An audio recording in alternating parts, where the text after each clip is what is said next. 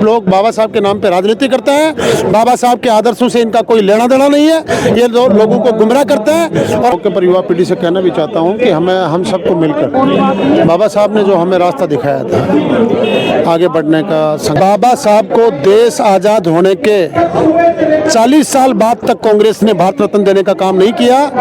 और जिस सरकार ने बाबा साहब को भारत रत्न देने का काम किया वो भारतीय जनता पार्टी की समर्थन से बनी हुई सरकार थी।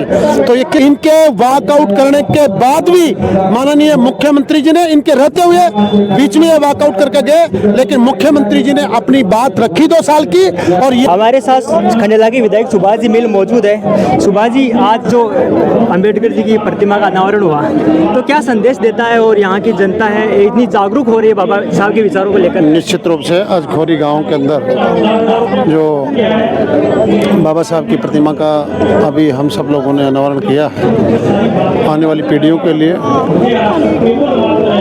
सदियों तक ये प्रतिमा युवा पीढ़ी को संदेश देती रहेगी।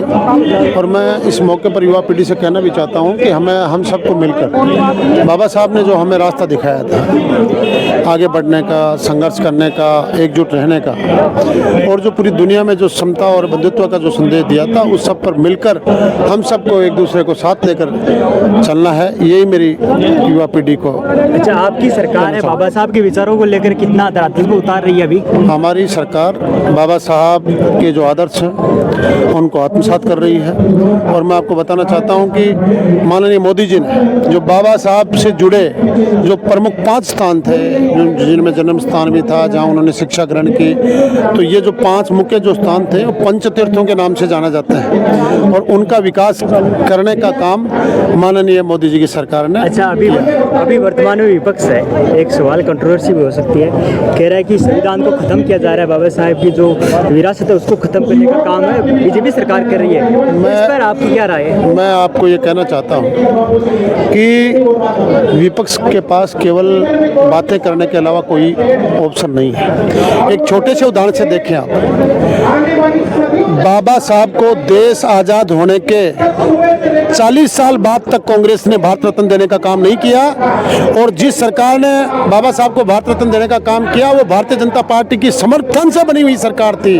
तो ये किस मुंह से बात कर रहे हैं? बाबा साहब ने जब चुनाव लड़े, आपको पता होना चाहिए कि किस तरीके से कांग्रेस ने उनको हरवाने का काम किया, और भारत रत्न तक उनको नहीं दे सके। ये सिर्फ लोग बाबा साहब के नाम पे राजनीति करते हैं। बाबा साहब के आदर्शों से इनका कोई लेना देना नहीं है। ये लोगों को गुमराह करते हैं। और आज केंद्र की सरकार, माननीय मोदी जी की सरकार और राज्य की बदलाल सरकार आज बाबा साहब के आदर्शों को लेकर चल रही है। और हम हर व्यक्ति को न्याय मिले, हर अंतिम व्यक्ति को जो पीछे खड़ा है उस व्यक्ति को सरकार की योजनाओं का लाभ मिले, और एक जन कल्याणकारी सरकार जो चल रही है और हम सबको साथ लेके चलने का जो काम कर रहे हैं वो भारतीय जनता पार्टी की प्रदेश की और केंद्र की सरकार कर रही है। संसद है, सॉरी विधानसभा अभी चल नहीं पा रही है, कल भी हंगामा है पक्ष और विपक्ष के बीच में होता है, तो उस पर आपने भी है वो मैं आपको बताना चाहता हूं कल के घटनाक्रम के ऊपर। हमारे जो विधानसभा में बीएससी की कमेटी होती है, बिजनेस एडवाइजरी कमेटी, वो कार्यसूची तय करती है। उस कार्यसूची में पहले तय हो गया कि हमें 21 तारीख को 2 साल के जो सरकार के काम है और 5 साल जो कांग्रेस के हैं उनके ऊपर बहस होगी। हम बहस के लिए तैयार हो गए, सारी बातें हो गई, लेकिन उनके पास कहने के लिए कुछ नहीं था, क्योंकि 2 साल में जो सरकार ने अभूतपूर्व काम किए हैं उनके तुलना में पिछली 5 साल में जो सरकार ने काम किए वो उन 2 सालों की तुलना में कुछ भी नहीं है। ये सिर्फ लोग बातें करते रहे। आप सब लोग जानते हैं कि पिछले 5 साल में किस तरह से ये कुर्सी को बचाने में लगे रहे। और मैं ये कहना चाहता हूं, ये लोग कह रहे हैं कि बात नहीं की, बहस नहीं की। आपने देखा होगा विधानसभा की कार्रवाई, इनके वॉकआउट करने के बाद भी माननीय मुख्यमंत्री जी ने इनके रहते हुए बीच में वॉकआउट करके गए, लेकिन मुख्यमंत्री जी ने अपनी बात रखी 2 साल की। और ये लोग अपने 5 साल साल के कार्यकाल की बात नहीं रख पाए, क्योंकि इनके लिए बोलने के लिए कोई खास उपलब्धि नहीं थी।